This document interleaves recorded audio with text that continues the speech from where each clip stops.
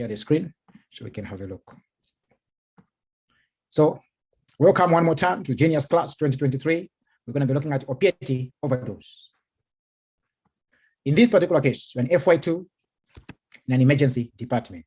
So here, this will become an emergency department, not GP, okay? Emergency department because it's an emergency situation. An FY2 in an emergency department. A 40-year-old man has presented with breathing problem. Okay, so let's write this scenario. Presented with breathing problems and drowsiness. Okay, and drowsiness. That would be, of course, the presentation of what? Good. So 40-year-old man has presented with breathing problems and drowsiness. Other information you have about the patient. I'll make this one bigger. Okay.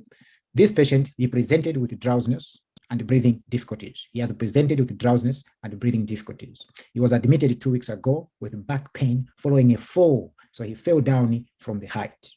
Now, he was found to have L5 vertebral fracture and was treated conservatively and was discharged home about a week ago on morphine 10 milligrams every 4 hours orally. When he went home, his pain became severe, so he increased the dose of morphine himself. You have to ask him how much did he increase. So he started taking it more frequently and taking higher doses. What you must do is to assess the patient and manage the patient. So this information you may have in the task already. Okay, about the patient having a fall, sustained L5 vertebral fracture, discharged home on morphine, the pain became worse, and therefore he started taking increased dose of morphine.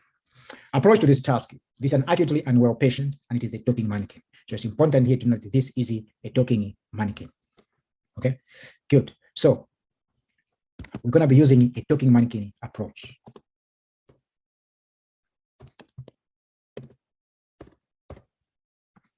So let's do that so that you can see. So we're using a talking mannequin approach, which means an ABCDE. So first is A. On the airway, you talk to the patient. Hello, Mr. Brown, how are you doing? Doctor, I can't breathe. I cannot breathe. Okay, please help me.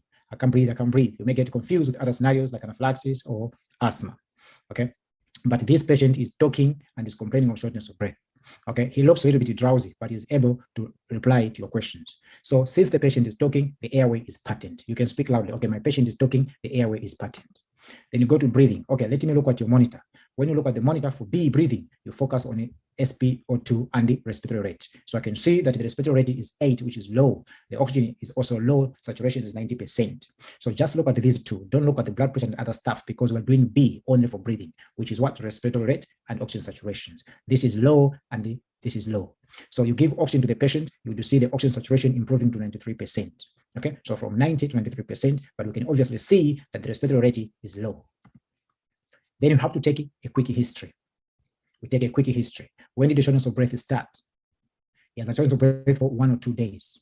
Okay, so he fell down from the ladder. So when the shortness of breath starts, is it constant or it comes and goes? Okay, I was reading through your notes. I saw that you were discharged about a week ago. Yes. Can you tell me what was the problem? He fell down 2 weeks ago, sustained a fracture of the spine or the vertebra. He was discharged home on morphine. So are you taking these medications? Yes. How much are you taking of these medications? And so you're prescribed 10 milligrams. Yes. Are you taking 10 milligrams? We tell you, no, he has increased. Halfway through the history, patient will become unresponsive. He doesn't have any other medical problems. But before you can actually gather the whole history, you will see that the patient has stopped talking, becomes quiet. So while they are taking a history, you stop talking and you become unresponsive. That's the acting of the patient. Then he stops. So what do? You need to proceed to examination, respiratory examination. You have to do everything: inspection, palpation, percussion, auscultation, which is going to be normal. Okay, that completes your breathing. Then you go to see circulation. Okay, I need to assess your circulation now, Mr. Brown. Just bear with me. I can see your blood pressure is normal. Your heart rate is also normal, 98. I need to listen to your heart. So you listen there, the heart sounds will be normal. Cardiovascular, normal. Look at the peripheries, they are also normal. Remember to do the normal cardiovascular. Okay, do not rush. Be systematic. No need of rushing. Okay, good. Then you go to disability, GCS. Yeah. So I'm going to assess it because the patient has become unresponsive, but to do the GCS. Okay, Mr. Brown, can you hear me? No, I'm going to be applying pain. So you're going to apply pain on the sternum. Just bear with me. I'm applying pain on the sternum. You apply the pain. Okay, the examinatory patient is withdrawing from pain. Okay, he's never going to say anything. So what is the voice? Voice is 1. And he's opening eyes to pain. So he is withdrawing from pain and he is opening eyes to pain, or he's localizing. So withdrawing, that is a 4. There is no voice response, it's a 1. Opening eyes to pain is a 2. So the GCS of the patient is a 6. So, okay, the GCS of my patient is a 6. Of course, in this particular case, the airway is compromised. What are you going to say? We'll need to call an anesthetist to intubate this particular patient, or you have to put out a cardiac arrest call for this patient. Okay, become unresponsive. Call anesthetist or put out, call anesthetist to intubate the patient. Okay, you call anesthetist to intubate the patient, or sometimes yes, they would put a cardiac arrest call. Pupils. When you come to the pupils, you take a torch from the emergency drawer to have a look. You can see there's the pinpointy pupils. They will tell you that there is pinpointy pupils bilaterally. And you check the glucose, take a glucometer, that will tell you it's normal. Now, the moment they tell you that is normal, then it means we need to manage. Okay, we need to manage. So I'm going to remove that one. So what's going to be management? Pinpointy pupils. That's a just opiate overdose.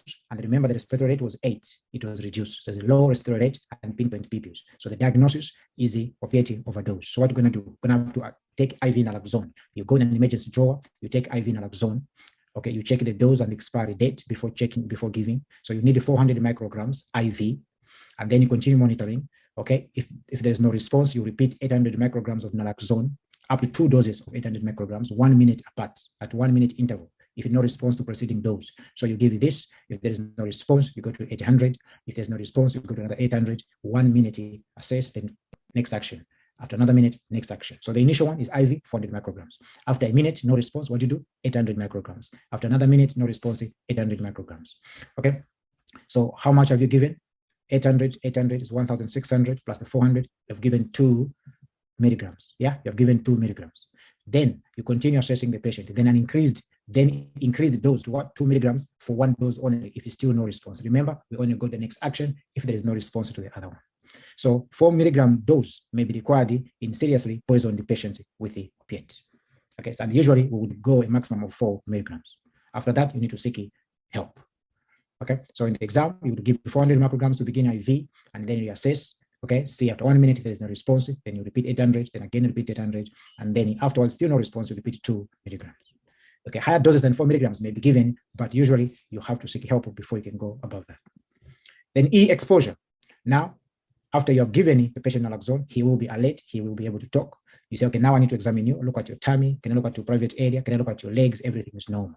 Then you talk to the patient, so how are you? Can you tell me what happened? You had basically you had too much of your medication. Okay, so most likely this is you had too much of morphine, which you call opiate overdose because you took too much morphine. Now you can clarify more, how much dose of morphine have you been taking and for how long have you been taking such amount of dose, because it's now alert. Okay, patient will respond and give you the history.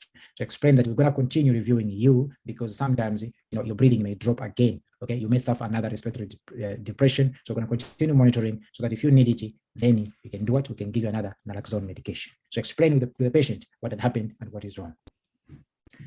Thank you. So this particular task is a talking Manikin task.